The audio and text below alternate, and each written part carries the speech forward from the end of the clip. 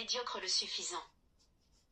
Un personnage convaincu d'être un phare, alors qu'il n'est souvent qu'une lanterne sans flamme. Mais une lanterne qu'on a tous, un jour ou l'autre, tenue bien haut en croyant éclairer le monde. Apparence physique et vestimentaire. Rien de remarquable au premier abord. Une silhouette banale, un visage qu'on oublie, mais chaque détail trahit un effort maladroit pour sortir du lot. L'écharpe, trop longue, presque théâtrale, devient un accessoire de mise en scène. Le carnet en cuir abîmé, porté contre soi comme un grimoire sacré, renferme des pensées jugées lumineuses mais souvent recyclées, floues ou piquées à d'autres. La tenue est soignée, trop soignée. Comme si une cérémonie invisible se déroulait en permanence, et que s'y présenter négligé serait impardonnable. Le pas se veut assuré, le torse se gonfle, le menton s'élève. Tout semble vouloir prouver quelque chose, sans qu'on sache quoi exactement. Psychologie et comportement. Chez Médiocre, la forme compte plus que le fond. La posture intellectuelle remplace la pensée. Pas besoin de comprendre, pourvu que cela ait l'air profond. Les discours s'enchaînent, faits de clichés joliment agencés, d'aphorismes vides, de vérités mal mâchées. La certitude, elle, est inébranlable du moins en surface. Dès que l'échange devient précis ou exigeant, la brume revient. Le ton se détourne, ou le silence s'installe, gêné. Mais derrière l'assurance, parfois, affleure un doute. Un regard de côté. Une mimique de celui ou celle qui sent bien que la façade craque.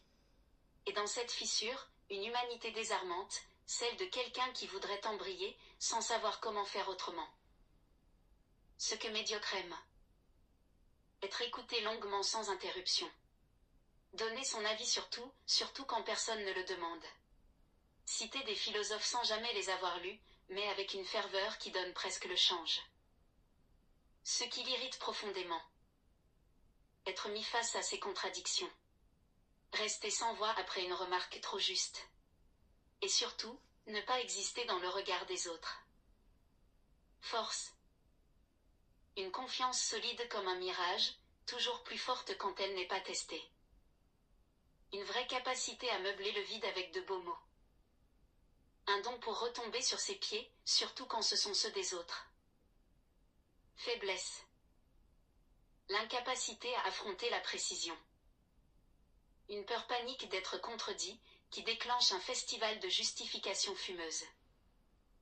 Une propension à se ridiculiser sans même s'en apercevoir. Réplique typique. Je pense qu'il faut aller au-delà de la pensée. La vérité est subjective, surtout quand elle me dérange.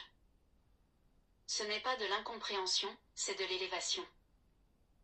Moi, je me contente d'élever le débat, même si personne ne suit. Place d'en penser clair.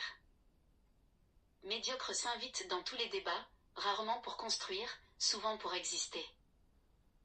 Figure familière du café du coin, de la réunion publique, ou de ce coin de nous-mêmes qui croit parfois avoir tout compris. Un parasite inoffensif, souvent agaçant, parfois attendrissant. Toujours en quête d'admiration, sans voir que c'est le besoin d'être aimé qui gouverne tout le reste. Q.